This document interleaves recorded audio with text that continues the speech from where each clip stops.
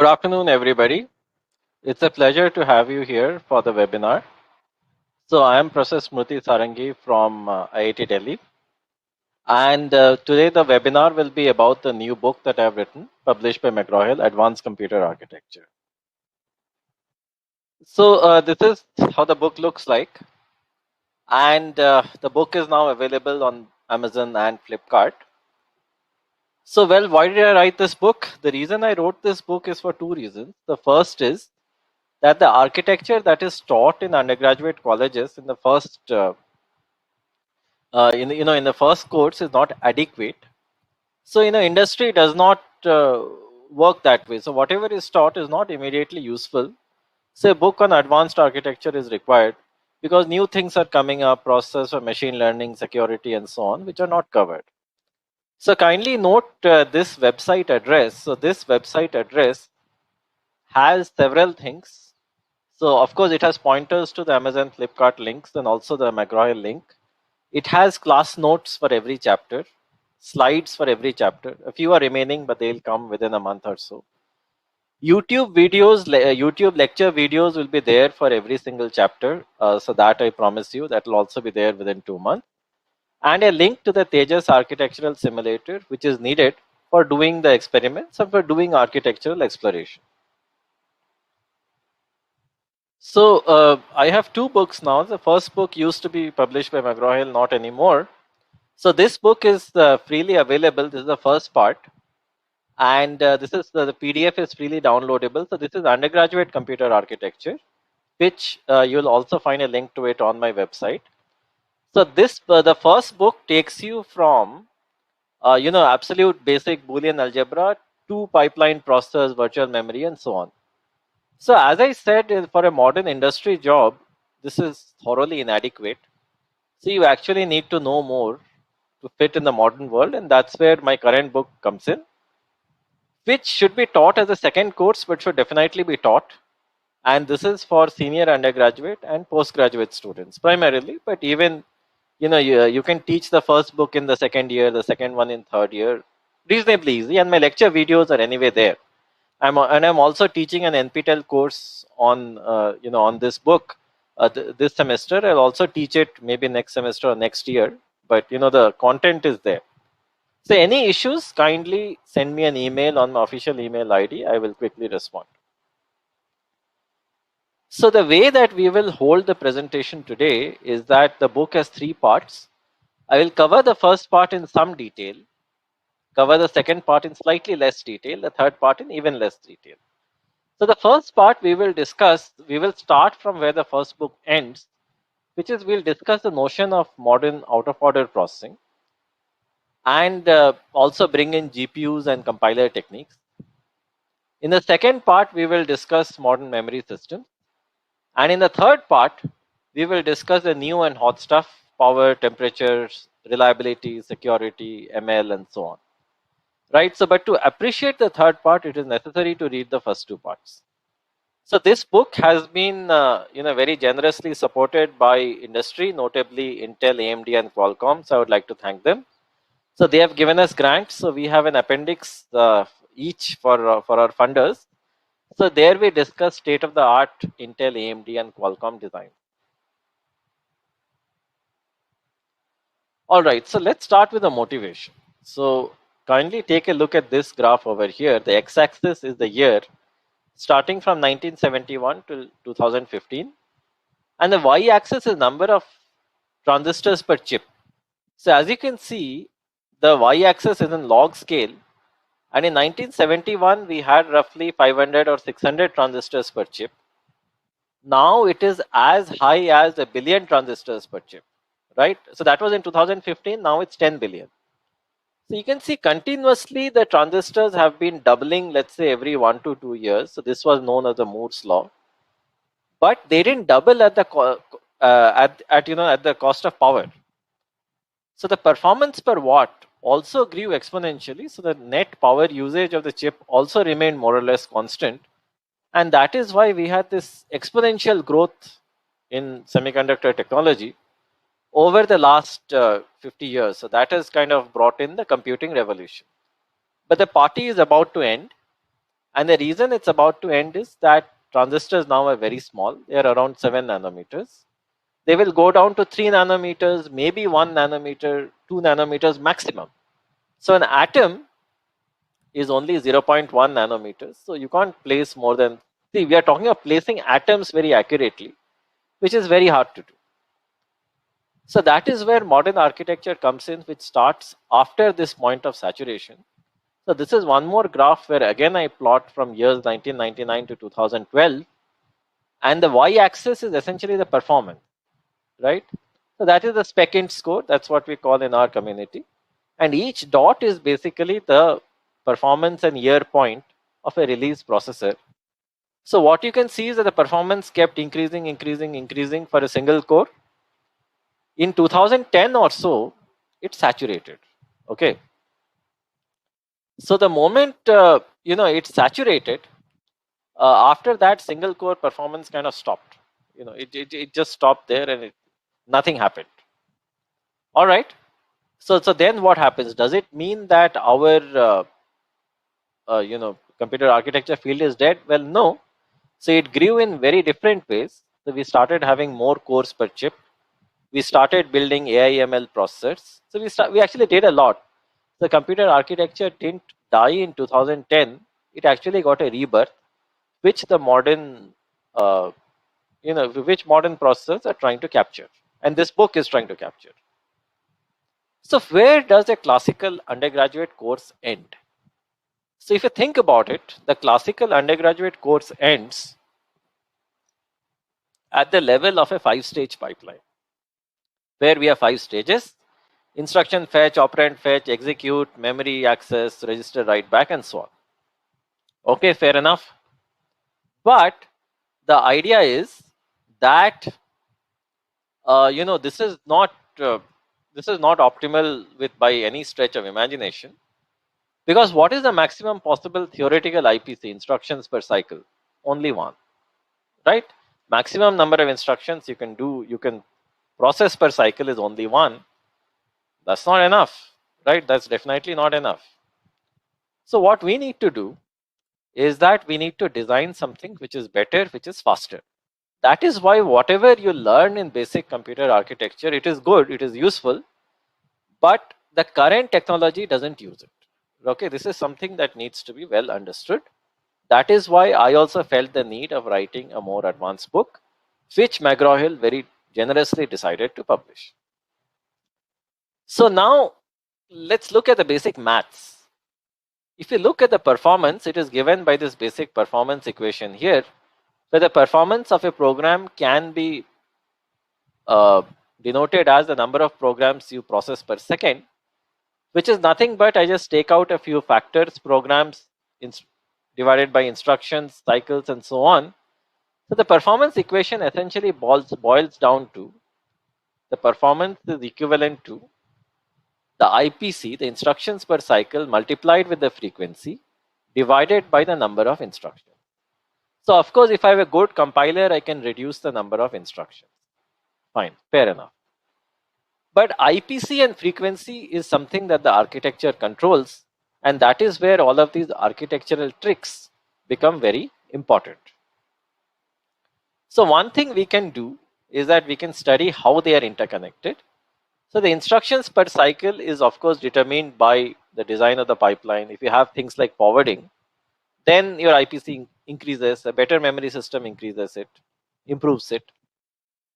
Frequency, of course, smaller is the transistor, faster is the higher is the frequency that it can support. More are the pipeline stages, higher is the frequency. And the number of instructions is dependent on the compiler. But essentially these three are interconnected. Given the fact that we can't increase the frequency any further, primarily because power is an issue, the only real opportunity that we have is to increase the IPC, the number of instructions per cycle. So this is where the notion of a superscalar processor comes in, where we say that, look, instead of running one pipeline, let us have 3 separate parallel pipelines. Okay. So the 3 separate parallel pipelines can take 3 instructions, process them in one go. The only problem is the gains are limited because it is too complex. right? There are too many dependencies across instructions, across pipelines, and also you need to do forwarding. The entire thing will become a mess. It's very complicated.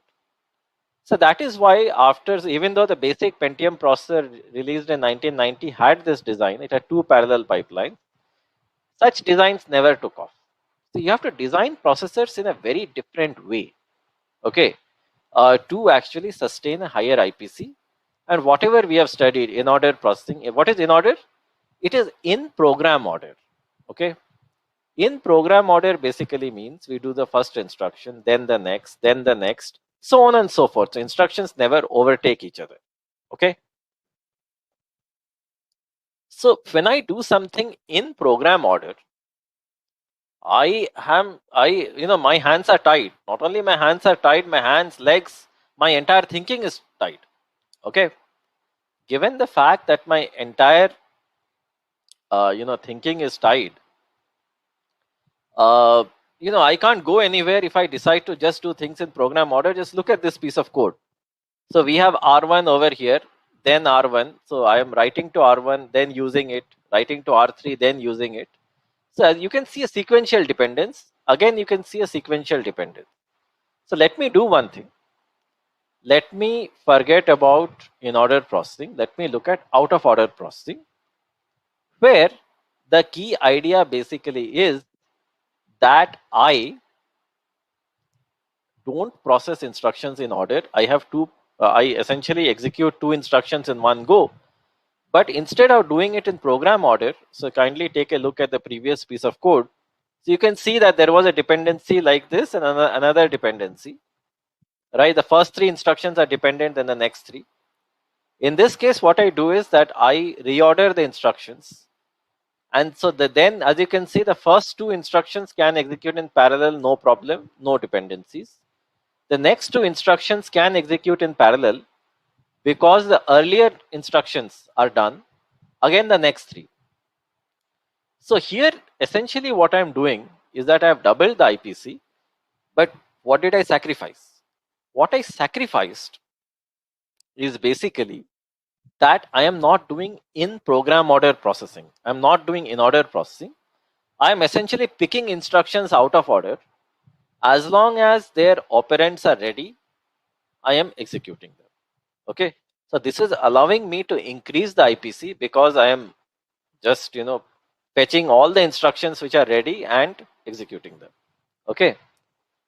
But our traditional pipeline does not work in this manner. So that is the reason we need to design a new kind of pipeline, which is the subject of the first 5 chapters of this book. And also modern processors use this design, not the design that is taught in undergraduate colleges, even though learning that is an important precursor to understanding this. So let us look at the basic dependencies in code and let's see what can be done. So a read after write dependency, all of us know and all of us teach it. So in this case, as you can see, the first instruction is producing, the second instruction is consuming. We typically don't have the WAW and WAR dependencies in order pipelines, primarily because we don't reorder instructions. Okay. But in this case, since we are reordering the instructions and executing them just in data dependence order, it is possible that we will have such kind of dependencies which may turn into hazards. A hazard is a potential correctness violation, where let's say we take two instructions and write to the same register. They cannot be reordered. Also a write after read dependence. This is also a problem in out of order processors, not in the basic processor that we all study. So in this case, as you can see that we are reading from R1 and then writing to R1. So clearly these instructions cannot be reordered. So once we have understood this basic idea, let us get an insight. So how does code typically work? The way that code typically works is that we set the value of a register, then there are several instructions that read a register. We set the value again, then there are several instructions that read it. So we can say that the first value setting is avatar 1, the second is avatar 2. Well, no problem. So assume we have potentially infinite registers. then all the registers of avatar 2, please listen to this carefully, can be renamed. Renamed means you take all R1s and in dynamically in hardware, you just replace R1 with some, R10. It doesn't matter. So correctness will not get hampered. The reason it will not get hampered because we are changing the name of the register whose value we are setting, and we are also changing the operands, right? So this entire avatar is what we are changing. So the key idea of instruction renaming is that we have a dedicated hardware engine that takes our regular architectural registers and renames them by mapping them to physical registers inside hardware. So the program never gets to know. So if you take a look at this piece of code, you will see there are a lot of dependencies. So let's take a look at what is happening. Let's say the first instruction is move R1 1, where I move the value of 1 to R1. Internally within the processor, it can convert R1 to a physical register, let's say P11, right? And then again, now look at the second instruction. Internally, what it can do is that since I'm starting a new avatar of R1, I can convert R1 into P12. Okay, no problem. Now look at the third instruction. This is where the fun lies. Please take a look at it carefully. The third instruction is adding 1 plus the value in R1 and putting it to R4. So the third instruction in R1, which value should it use? Okay. So what the hardware will do is it will take a look at the latest avatar. The latest avatar is P12, not P11. Okay, that is important. The latest avatar is P12. So it will replace the value of R1 over here with P12. This is called renaming. Again, let's come to this, the second last instruction, move R1 8. In this case, we are creating a new avatar of R1. So the hardware will replace R1 with another physical register P13. Now, in the last instruction, add R9, R1, R2, what the hardware will again do is that it will replace R1 with a physical register, which is the one that corresponds to its latest avatar, which is P13. So all of this is internally being done by the hardware. Neither the programmer nor the compiler nor the operating system have any idea or any clue that this is happening, but this is actually happening. So now the point comes that what is the advantage of doing this, right? Why do renaming? The advantage of doing this is, sorry, if I would just go back, what you will realize is that there are no WAW and WAR dependencies.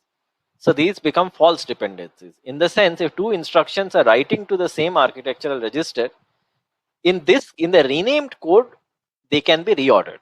Okay. So let me just write that once again in the public chat. In the renamed code, WAW and WAR hazards are not there. Okay. So all of you would get to see it on the public chat. Why are they not there? Because every time I write to a register, I create a new avatar, and this happily means that I can reorder instructions. If I can reorder instructions, I'll find more instructions to execute in parallel every cycle, so I will be able to increase my IPC. Given the fact that you have understood this very difficult concept, let us look at kind of a bare bones design of an out of order pipeline. So the first stage will be fetch and rename, fetch, decode and rename, of course, where I'll fetch an instruction, decode it and rename it, and software has no clue that this is happening. Then what I will do is I'll pour in all the renamed instructions into a pool of instructions called the instruction window. In the instruction window, let's say that I can execute k instructions in a cycle. I will find k instructions that are ready and mutually independent. Ready means that their operand values are there in the register file. So I will find k instructions regardless of program order. So program order I'm sacrificing. It's an out of order processor. I'll find them and I'll execute. So this is like a very greedy way of executing, but this is how I can suck out all the performance that I can from processors. And almost all processors today, be it Intel, ARM, Qualcomm, Apple, you name it, use out of order execution. Okay, so this is the standard. So if I were to show you to you in a slightly better slide, the key thing is, think of the instructions falling down a tap, where you are fetching the instruction from the memory. Memory is iCache. I am automatically renaming them, which means converting the architectural register names to a separate physical register space. I am pouring them into the instruction window. Then I am sucking them out with a straw. But what am I sucking out? Every cycle I'm sucking out k independent instructions, okay, whose operands are ready, right, and which don't have any dependencies between them. I am reading their values from the register file and I'm executing. So this is the key idea. If you have understood this, you have understood the crux of out of order processing, which is also the crux of a modern processor. So now if I do some thinking, I'll find that there is a problem. What is the problem? I need high IPC. For that, I need a large instruction window. To have a large instruction window, that's fine. I can fetch a lot of instructions, but what do I do about branches? Branches are if statements. So, I could have an if statement. So basically, to evaluate whether I'm going on the if path or the else path, I will have to execute the instruction. But the main idea of filling up an instruction window is I just keep fetching without executing. This basically means that whenever I encounter a branch, I'll have to predict, okay? I'll have to predict whether it will be taken or not taken and appropriately fetch my instructions. Fine, that sounds challenging enough. Let me make your life more difficult. I need to predict three things. Is the instruction a branch? Fine. Right, so all of this I have to do without actually taking a look or decoding the instruction. If I predict that the instruction is a branch, is it taken or not taken? If the branch is taken, I'll have to predict the target, uh, which is that, what is the target? In the sense that, what is the branch target? That may make your life slightly more difficult. So if I have the program counter of k instructions, which are the current last k instructions that I fetched, just by looking at the program counter address, can I predict the program counters of the next k instructions? Mind you, I'm not allowed to take a look at the instruction. So even though this problem appears to be insanely difficult, this is nicely answered in chapter 3 of the book, where we talk about branch predictors, whose job is to predict branches as accurately as possible, such that we can fill the instruction window with instructions from the correct path without actually taking a look at them. No problem. How accurate should the branch predictor be? Well, on the x-axis, you have small p, which is the probability of a single misprediction. So given a branch, what is the probability of mispredicting it? And on the y-axis, you have the probability of making at least a single mistake, right, in a sequence of 20 branches. Where does 20 come from? Well, assume that my pool of instructions that I create is 100 instructions, and 1 in 5 instructions is a branch. So I'll have 20 branches in my instruction window. So if I want to predict all 20 of them correctly, so let's say that I want to do that, okay? I want to predict all 20 of them correctly 90% of the time. So this means the error that I'm allowed is only 10%. So on the y-axis, locate 10, go parallel, parallel, parallel, see where it intersects the graph and then come down. You will see that the branch predictor for a single branch has to be 99.5% accurate. And I'm not sure if you can imagine, but 99.5% accuracy is a massive accuracy. Okay, it needs to be extremely accurate. That's the reason in modern processors, branch prediction, okay, is a big deal. Is really a big deal, and this is something that your companies never disclose. Okay, this is something never ever disclosed. Fine. So we will discuss this in chapter 3. So what does my out of order pipeline look like right now? So the out of order pipeline right now looks like this, that I have an instruction memory, I fetch from it. I have a branch predictor whose job is to predict branches without actually taking a look at the instruction. I fetch, decode, rename, put the instructions in a pool known as the instruction window. Every cycle I choose somehow. This is answered in chapters 4 and 5. K independent instructions. And then I read their values from the register file. And then I execute and I write back the results. So this is at least common with other, you know, with older processors. So this was a broad overview of an out-of-order processor. But still, we have not discussed a very important point, which is precise exceptions. So let us say we want to stop the execution of a program at a certain point because an interrupt came and restart at the same point. Fine. In in-order processor, that was not a problem at all. We simply stop it. There is a clean cut. You know that before a certain instruction, everything has finished. After that, nothing has started. There's a clean cut. And then you just store some small things, right, which you'll find in my first book. And then you can restart from that point. But from out-of-order processors, this clean cut business is very hard, right? In the sense, how do you know that if you stop at a certain instruction, it's very well possible that some instructions before it have not finished and some instructions after it in program order have finished. That will make our life very difficult. And right? So then, our life will become quite difficult. So the thing is that we all need to understand that for the sake of correctness, right? So if you want to run this processor actually in a real environment, it needs to be out of order inside and in order outside, which means to an outsider, it should still appear that it is fetching one instruction, then the next in a program order fashion. But inside you can have this very, very advanced tricks. Okay. The kind of tricks that I mentioned, where instructions can overtake each other, get renamed, and all kinds of stuff you can have inside. But to the outsider, the processor is a good boy. So then let us add more complexities. So modern processors actually do tons of prediction. So instead of waiting to compute the memory address, they try to predict it. They try to predict the dependency between the load and store. They try to predict the latency of a memory instruction. In the sense, they try to predict if, let's say, an instruction will hit or miss in the cache. They try to predict the values that a memory instruction will read.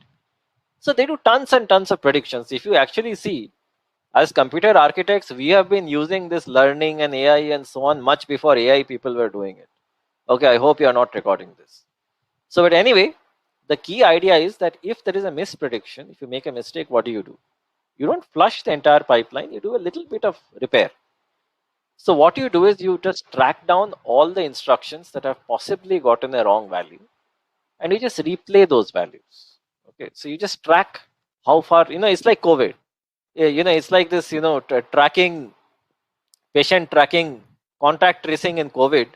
Very, very, let's say one person has COVID, you find the people that he has met, the people that they have met, and so on. So that's known as a forward slice. So essentially, you track the forward slice of an instruction and you ensure that the forward slice is given the correct value. So the way that this is done is that in your instruction window, you keep an instruction until it is verified. You have a dedicated verify engine.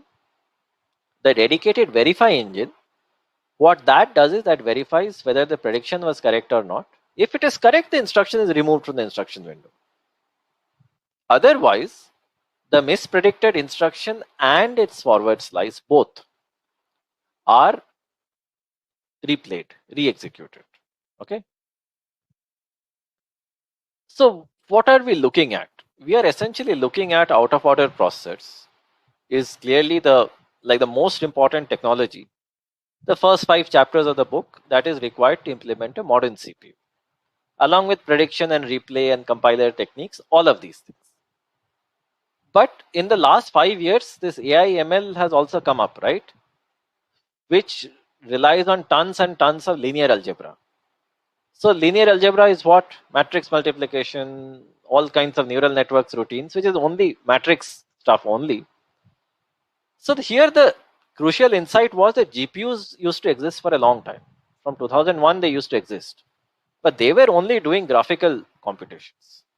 In this case, why not repurpose GPUs? Because anyway, graphical computations do use a lot of, they do use a lot of linear algebra primitives. So why not use a GPU for doing all of that? Make a general purpose GPU, a GPGPU. So take a look at this scene. Can you imagine that it was auto-generated in the sense it's not a photograph, but it has actually been generated by a GPU? Well, that is hard to imagine, but that is the case. And if GPUs can do so much of matrix processing, use GPUs for other things also.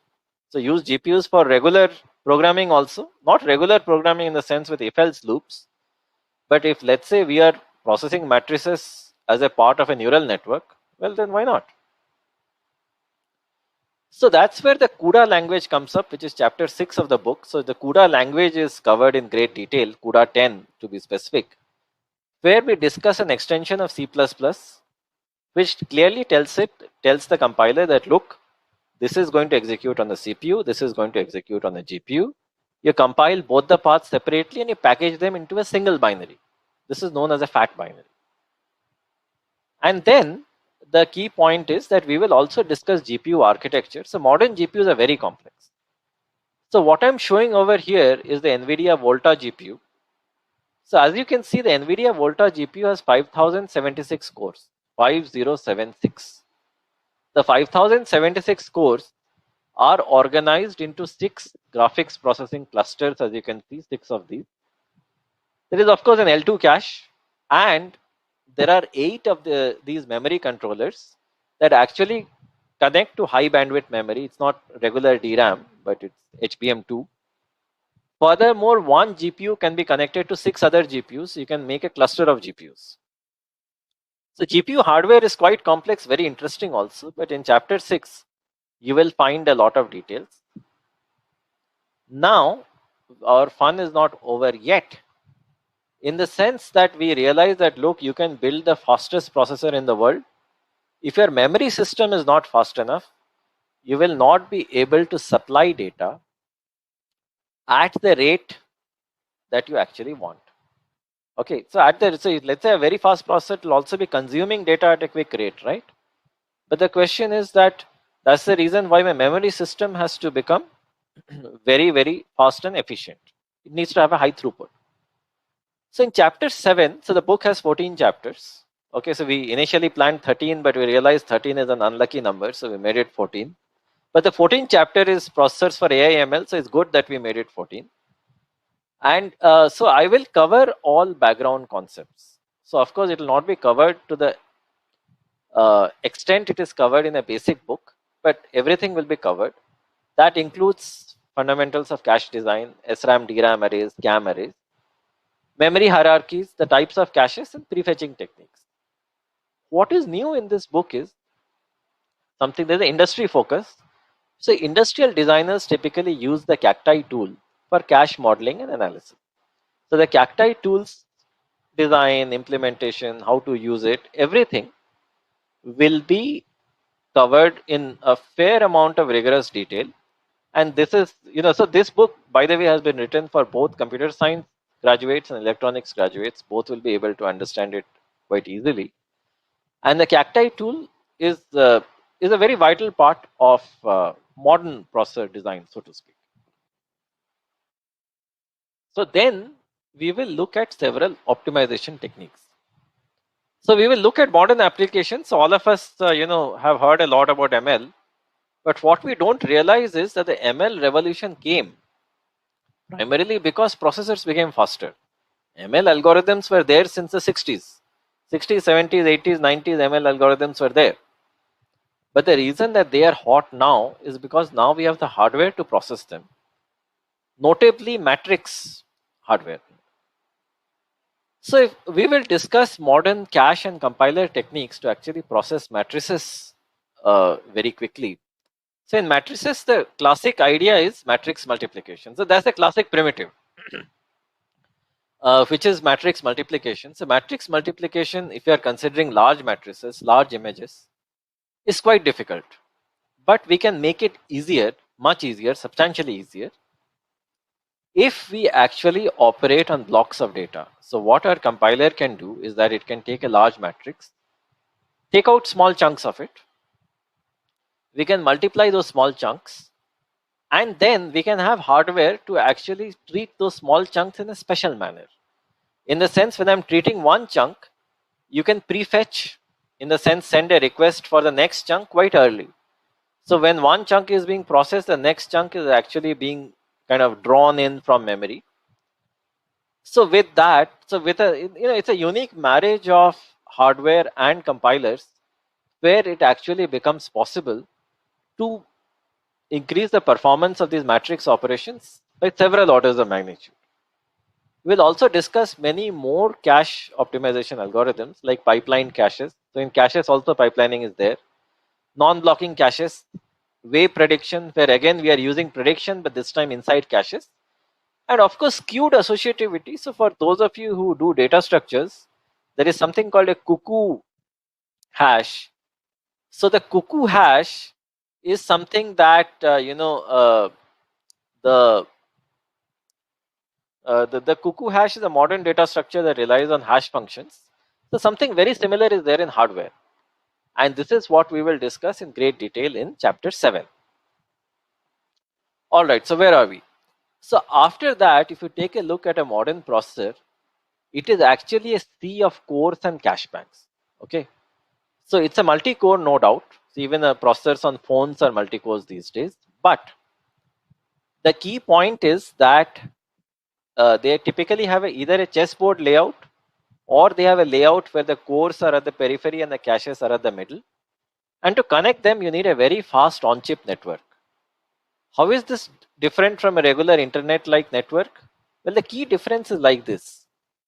The key difference is that in the internet, you're allowed to drop packets, but in an on-chip network, you can never drop packets. So now let us see why creating an efficient on-chip network, which is chapter 8. So we are now in chapter 8. Why it is so hard? Well, so it is very hard because we need to group cores and cache banks into tiles. We need to associate a router with each tile. The router is sort of similar to what we have on the internet. In this case, of course, we have something similar inside the chip also. So each router takes 3 to 5 cycles. But this itself introduces a significant delay. Because if you consider a chip with 64 routers, the end-to-end delay is massive. It's 180 cycles, which is a lot. So that is almost similar to actually reading the data from main memory. So in chapter 8, we will discuss a lot about the theory of on-chip networks, of how to design a very efficient NOC network on chip that has a lot of fast paths, very quick bypass paths between routers, something to minimize congestion, and of course avoid deadlocks. So as I said, all of these things in internet routing protocols are not very important. In a sense, even if deadlocks happen, we will fix it later. But such approaches don't really work in on-chip networks where no fault, no deadlock, no packet loss, nothing of that nature is allowed. Okay, now let's keep going. We are now at chapter 9. Chapter 9 is the longest chapter. It's 130 pages. And chapter 9 is clearly, if I would say, the most important part of a modern architecture course. So what does it have? So let me start with this motivating example, okay? So a modern CPU has many things. It has cores, it has cache banks, and it has network elements. So network elements I just discussed. Kindly take a look at this example. So let us say that we have two threads. So the left side is being processed by thread 1. The right side is being processed by thread 2. Assume x and y are global variables, both initialized to 0. T1 and T2 are thread local variables. Now assume I set x to 1, other thread sets y to 1. I read the value, the first thread reads the value of y, and the second thread reads the value of x. The question is, can you still read T1 as 0 and T2 as 0? Is this possible? Right? So that's the key question. That is it possible that you can read T1 and T2 as 0? So when I ask this to students, they will think, scratch their head, finally say that, look, it is not possible because you order these instructions in any possible manner, at least you will have either you will read X to be 1 or Y to be 1. Both cannot be read to be 0 because both the read instructions are after the write. But actually, they are wrong. This outcome, if you run this code, you write multi-threaded code, you run it on any Intel or ARM machine, you will actually find that this outcome is genuinely possible, which basically means our understanding of multi-core process is not correct. A new theory is required to understand why such outcomes are possible, and if I need to stop it, what needs to be done. So, I was working in IBM research labs prior to joining IIT Delhi long time back. So what I have seen, one major problem of people in industry is that they don't understand this theory very well. And that is the reason many times programs actually give outcomes which are non-intuitive. How can this happen? Well, one thing you need to understand is that the write operations are converted to network messages. It's very well possible that the write messages get delayed, but the read messages reach the destination quickly, and then they read 0 and 0, and that is how this outcome is possible. So there is a theory to this. This theory is known as cache coherence and memory consistency, to specify all of these rules of interactions, and all these interactions are actually quite important. Okay, they are quite important primarily because they help us understand how actually multi-core processors work, which is the core of everything. As I said, even mobile phones these days will have 8 cores or 16 cores, and how actually multi-core processors, including GPUs, including AI accelerators, are to be used. Then coming to chapter 10, we will discuss many state-of-the-art technologies. So one question that students typically ask is, are off-chip DRAM modules dumb memory chips? The answer is no. They are actually quite intelligent. So placing data, managing refreshes, avoiding data loss, etc., these are actually very, very, very, very complicated things. And we'll discuss this in a fair amount of detail in chapter 10, that how the DRAM, which was considered to be dumb up till now, is actually a fairly intelligent piece of hardware, and also the memory controller, which has these days come on chip, how that is very important.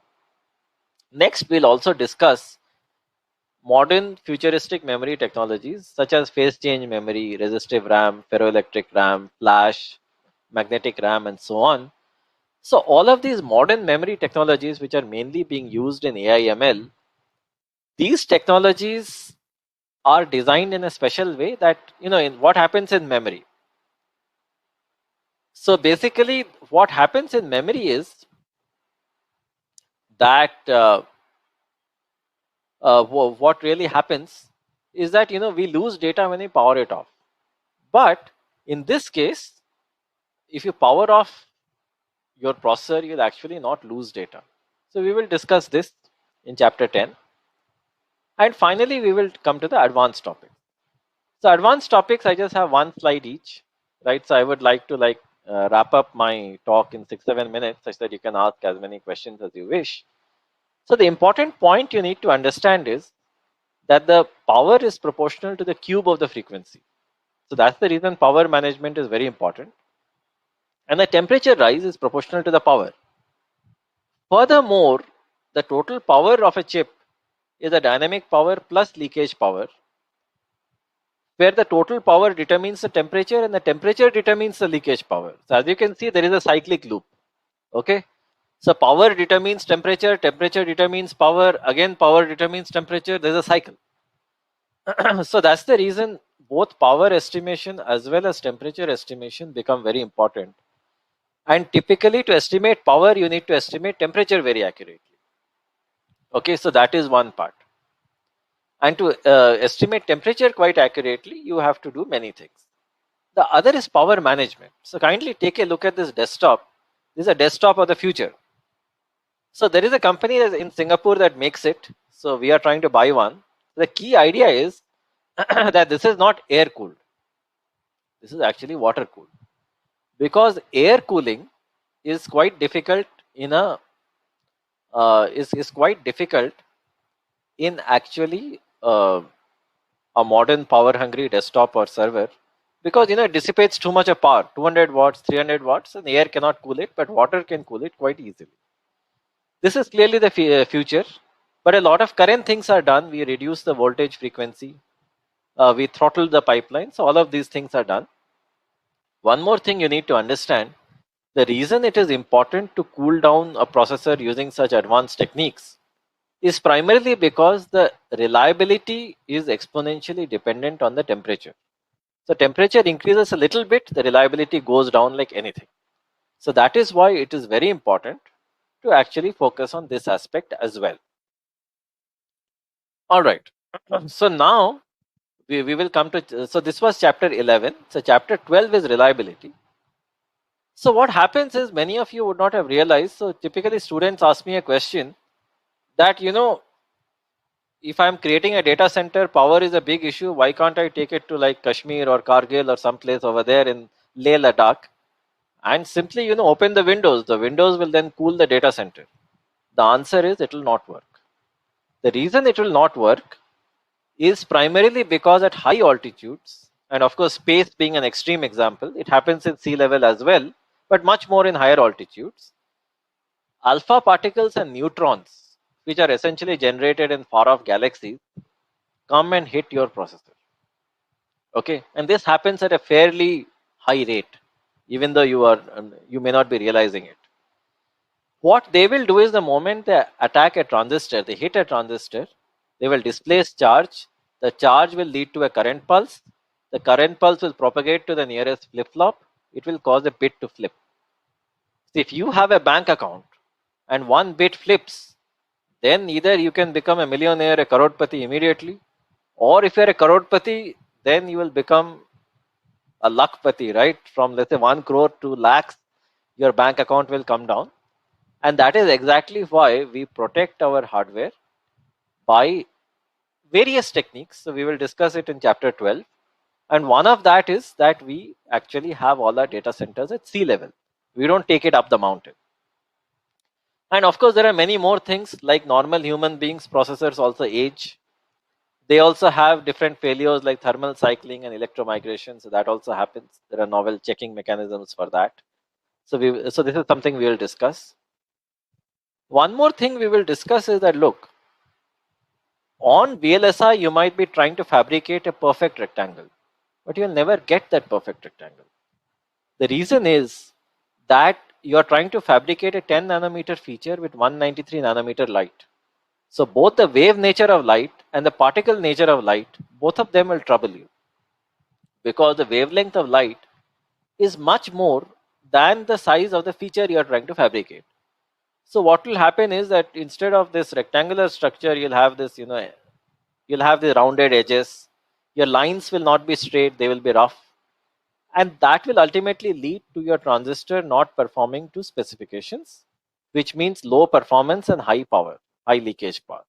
This is known as process variation, which we will discuss in a fair amount in chapter 12.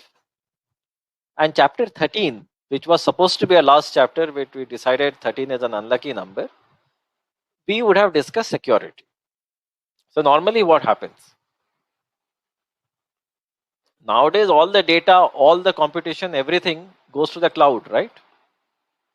So let's say Amazon is doing your computation, you expect that Amazon will not run away with your data. So how is that happening? How that is happening is that Amazon is creating a secure enclave where the hardware is guaranteeing that the software, including the operating system, cannot steal your data. Okay. So the key idea is that Intel has a technology called SGX, Secure Guard Extensions, that is ensuring it, which basically says that the chip is secure and also the memory that it is connected to is secure. So of course, making the chip secure is easy, but how do you make the memory secure?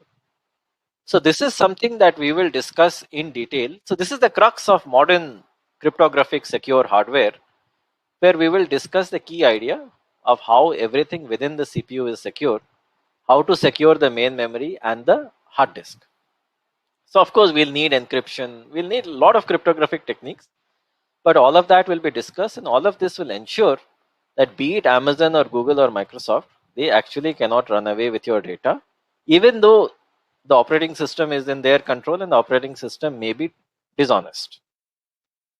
Finally, the last chapter, we added the 14th chapter, just so that people feel happy. And, the publisher is happy that our book does not have 13 chapters. 13 is an unlucky number, as I said. So, the last chapter is also what people wanted, which is hardware for ML. But hardware for ML, even though it is very exciting, is something which should be the last chapter because it draws on whatever you have studied in the first 13 chapters. If you see, neural networks, particularly convolutional neural networks, are the core of modern processors, right? So we will first, in chapter 14, we'll discuss some basics of machine learning, whatever you need to know. So I have deliberately tried to make it as simple as possible. Then we will discuss convolutional neural networks. Then we will discuss how to implement it efficiently, right? So this is where some maths will come in software. So if you would see TensorFlow, Keras, and so on, already do it, but we'll discuss that. The last two is the real fun part, and hence we have kept the last till the end. So hardware architecture and optimizations. So the hardware architecture and optimizations will, so there is of course a new theory developed. So this new theory you'll not find anywhere else other than my book. So which discusses the theory of how to efficiently create hardware for implementing a neural network, any kind of neural network, doesn't matter. GANs, transformers, right, CNNs, anything. And how to do the optimizations. So optimizations are important because without optimizations, your neural network will be very slow and will consume a lot of power. So we will discuss this in a fair amount of detail. So then we will of course have appendices. So in appendices, the first appendix is about the Tejas architectural simulator, which you can freely download, no issues. And so here the key idea is that we will have, this will simulate all the components of the CPU, including cores, cache banks, and everything. It has a built-in power and temperature simulator, which of course does a lot of things. I've just mentioned these things, but it considers quantum effects and everything and gives you a very accurate power and temperature map. Now coming to our funders, we are very thankful to Intel, Qualcomm, and AMD. So I will discuss in the appendices design of state-of-the-art processors. So the first state-of-the-art processor is the Intel Lakefield architecture. This actually has 4 layers. So this processor, the baseline layer, is essentially the cores and the caches. The one on top of it again has more cores and GPUs. Then there are 2 memory layers, all within the same chip. Okay, so there are 2 embedded DRAM layers. So the chip itself has 4 layers. So that is very interesting. The next we will discuss is the AMD EPYC processor. So this is AMD server processor. So actually, this is also quite interesting. It has 64 cores, and the 64 cores are divided into clusters of 8 cores. So if you think about that design, the cores are at the end and the caches are in the periphery and the caches are in the middle. And in this case, we will discuss everything starting from IO connections to DDR memory connections to other things. And finally, we'll discuss the Qualcomm Snapdragon 865 processor. So this processor is there in all new Samsung phones, right? Anybody who has bought a new phone, which costs around 20 to 30,000 rupees in the last few months, would have this. The advantage, the key feature of this processor is that first it has a secure processing unit, which you would have studied in chapter 13. It of course has a CPU, but it has a dedicated audio accelerator. And it has a dedicated AI accelerator, which you would have studied just in the last chapter. And the AI accelerator Hexagon is kind of the fastest AI accelerator that is out there in the market. Okay, so I'm not, being a salesperson for Qualcomm, but you will see that this can do 15 trillion operations per second. Right? Trillion is 1,000 billion. 15 trillion AI operations it can do per second. So we will discuss how it does that. And after so much of stuff, so the book is fairly big. So there are 3 chapters which are online. So the print version actually has 11 chapters, but the 3 chapters are online. You can read it from 2 places. So if you see there is a QR code, you can scan it and you can read it from McGraw-Hill's website. or you can go to my website and there you'll find the 3 chapters and you can read it from there. So this finishes my talk, and I have been getting one question, so that is regarding a specimen copy. So that I think you should ask a McGraw-Hill person. I think there is somebody from McGraw-Hill in the call. But the class notes, the slides and videos, which of course are not the same as the published book, but they are already there and they are available for free on my website. So what I would suggest is you can immediately go to my website, my homepage, and I am, maybe giving you a pointer to my homepage over there, a pointer to my book, and you can go there. So you will find my book over there, including, as I said, class notes, slides, and videos. Some of them are not complete, but within a few months, they will become complete. Okay, and so in the public chat window, I've done that. So that should be enough for starters. But definitely, I would suggest that kindly go ahead and buy the book, and you will not be you will see that it's a good investment. I hope that's the case. So I would like to end my talk over here, and I would love to take your questions. So one or two I have answered, and let me look at the rest of the QA questions very quickly. So the first QA question I have is from Anindya Sen. How many example processors are considered in the book? Well, so see, throughout the text of the book, a lot of example processors are there, and but the appendices are the ones that I just mentioned, where we have covered all the main processors from the main vendors, which are Intel, AMD, and Qualcomm. Right, so 2 each, 6. Next, Prasenjit Kushwaha, how to get book and materials? Well, the book is available on Amazon and Flipkart, and the material is there on Amazon's, on McGraw-Hill's website and also on my website. So the one that I just copy pasted. Then can I get the book for free? Well, that you should ask McGraw-Hill. Okay, and I'm pretty sure McGraw-Hill's representative would not like to answer that. And is there any chance that out of order execution will affect execution tracing mechanism? See, tracing is a software aspect. Okay, and software doesn't even know that your processor internally is doing out of order processing. So tracing will always be in program order, because that is the way that the software perceives the CPU. All right, so it should work. Now by Dr. Sanjay Joel, what is the easiest way to determine cache locations in which to store memory blocks? Well, read chapter 7. How to get a certificate for the webinar? Well, I don't think webinars are associated with certificates, but in any case, all of these questions should be directed towards McGraw-Hill. But in any case, webinars are never associated with certificates. And so then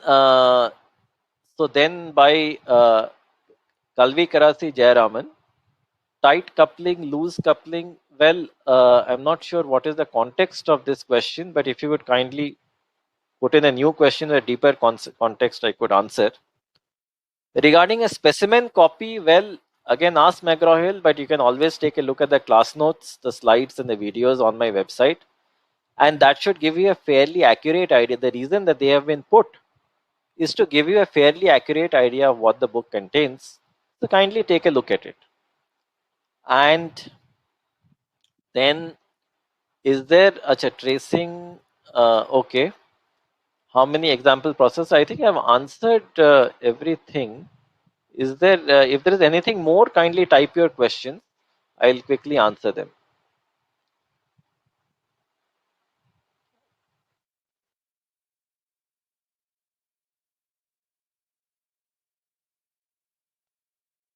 Yeah, I think the main question that you have is how to get the book and the material.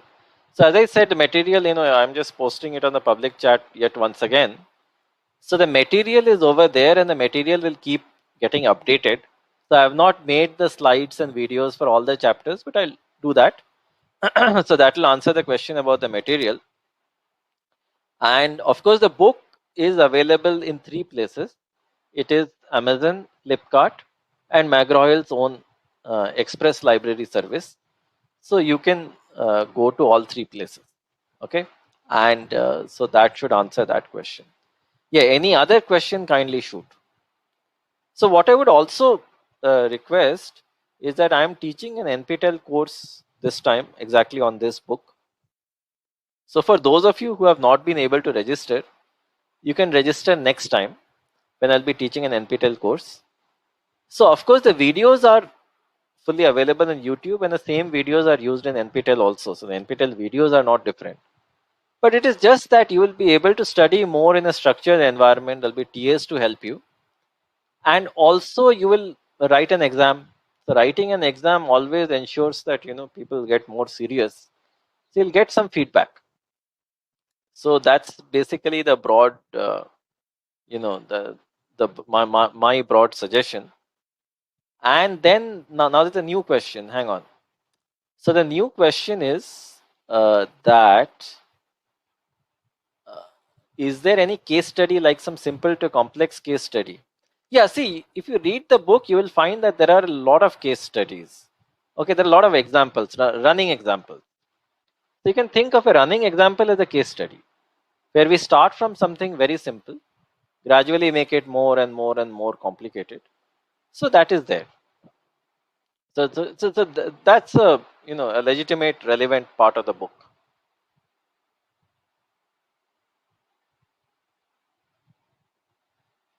All right. Any more questions?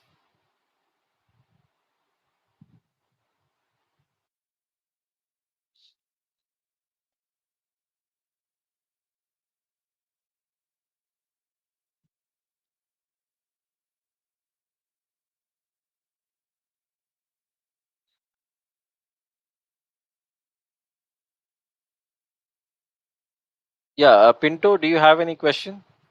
Yeah, I still needed a clarification regarding the tight and loose coupling question. I didn't understand it, but I see that why Pinto has a question. YMA Pinto.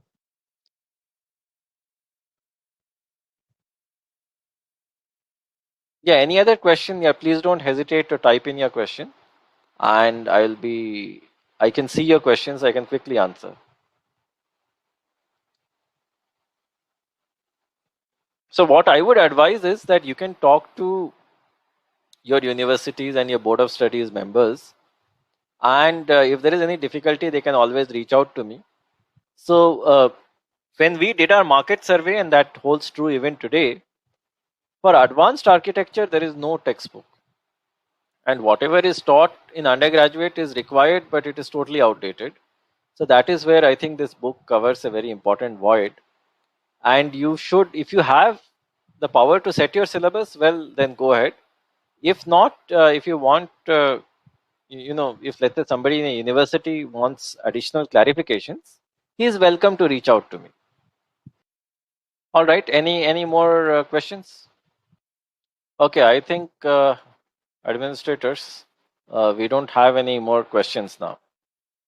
Okay, thank you very much for attending.